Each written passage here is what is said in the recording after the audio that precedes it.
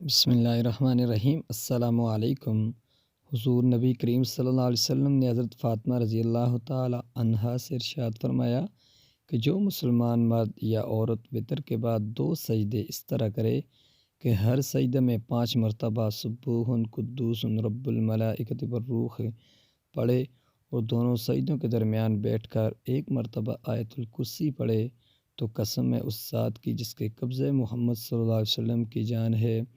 کہ اللہ تعالیٰ اس شخص کی وہاں سے اٹھنے سے پہلے مغفرت فرما دیں گے